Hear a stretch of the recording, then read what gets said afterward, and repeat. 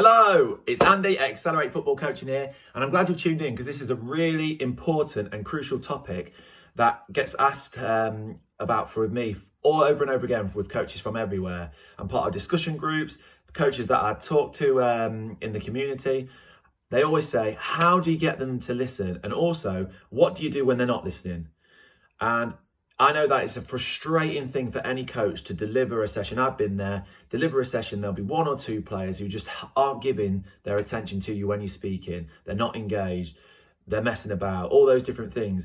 So this video is all about ways and strategies to eliminate those problems. So I hope you enjoy it and I hope you stick on. So strategy number one is trying to eliminate the problem before it is a problem. And the only way you can do that is by setting expectations for your group and making them transparent and consistent. So if you're a grassroots coach or you work with a particular group quite often, at the start of every single session, you want to be setting your expectations and you want to let them know, right, guys, I want good listening tonight. I want you to try your best and I want you to be a positive person in the session. They're the three things I'm going to ask from you. Okay, let's go through them again. Be a good listener, try your best, be positive. Can we do that? And you'll get a good response. Yeah, of course, coach. Then if someone's not listening during your session, you can refer back to those expectations. If you haven't given them any expectations, well, you're setting yourself up to have that problem and encounter it. Before it becomes a problem, try and take it away, okay? Set your expectations and do it every single session, and hopefully you'll get good responses from your players.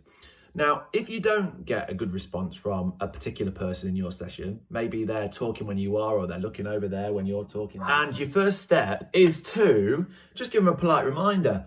Joseph, eyes and ears, please. That's all you need, okay? And hopefully a lot of the time that will work. That little reminder, nice and snappy, and they're back on you, okay? If it doesn't work, say for instance your session continues to progress, if that hasn't worked, then get your team on task, doing an activity, a drill, whatever it may be that you're delivering, and take the person to the side. So it's a one-to-one chat next. And you can say something along the lines of, by the way, don't tell them off straight away, okay? Just remind them, because at this stage, they haven't disrupted too much. It's just about reminding them and trying to get them on side and being a good man manager, not just a coach, but also getting them in a position where they actually want to listen to you and for you as well.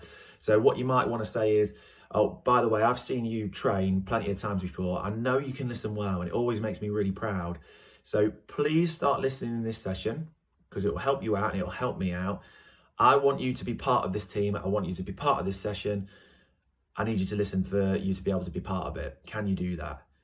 Brilliant. Right, go and make me proud. And a lot of the time, again, that should eliminate the problem. Okay, if it's more than one person, by the way, you can bring a couple of people over to that particular chat. And then if you see them getting it right, praise it, okay? So when you start talking next time, if they're stood listening, oh, brilliant, so much better, well done, okay? Again, you don't always have to wait till the problem, okay? You can try and eliminate the problem in a few different ways. That's another one, praising them when they get it right. And then they're likely to want to impress again and keep doing the right things, and it becomes a habit, and then you don't have to have the problem again in the future. Now, say for instance, your one-to-one chat hasn't worked. At that stage of the session, you're probably quite far in. Most kids are wanting to play matches, okay? Most kids are wanting to play matches. You've got to threaten to take something away, not necessarily take it away straight away, but you've got to threaten to take something away they want to do.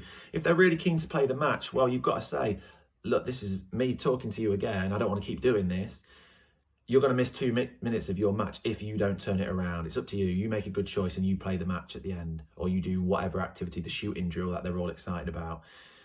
And again, hopefully you'll get that good response. If you don't, stick to what you said. Right, 2 minutes, unfortunately, you can't start. Hopefully, if you wait patiently and you can maybe come over, apologise, show that level of respect, I'll get you straight in there and we'll say nothing more about it.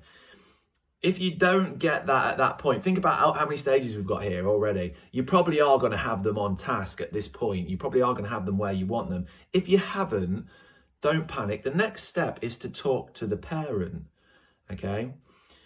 Because the child isn't listening to you for whatever reason. So then you want to just go and bridge it with the parent.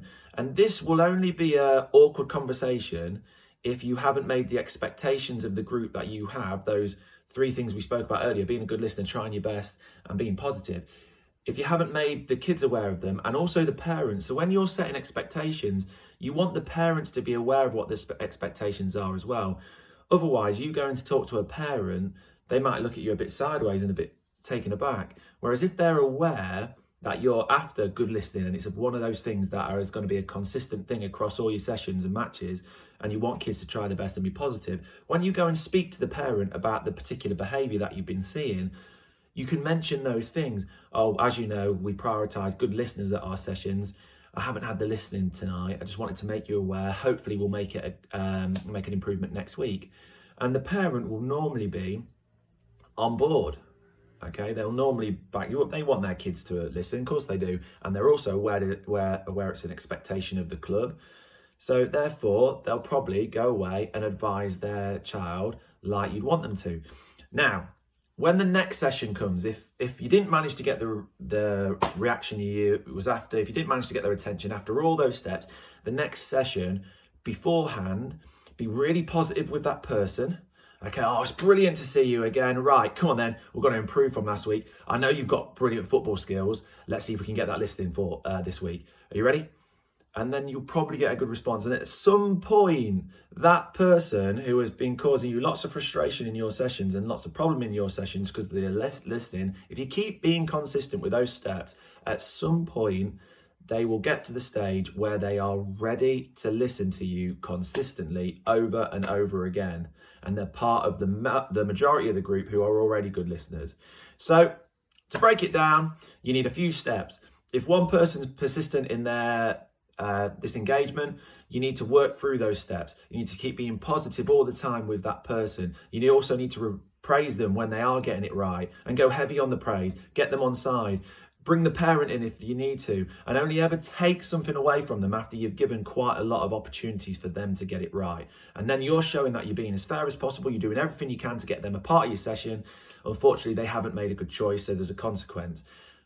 That's life, okay? That's good learning for them as well. And the parent, most of the time, 95% of the time, will be on side with you, okay? I hope that helps. Let me know if you have any issues with the listening in your group, because there's other things that contribute, but those things that I've just spoke about are really important. I think they'll help you, so let me know how you go with those. Subscribe, like, comment. It's all really appreciated as I try to grow this channel. Thank you.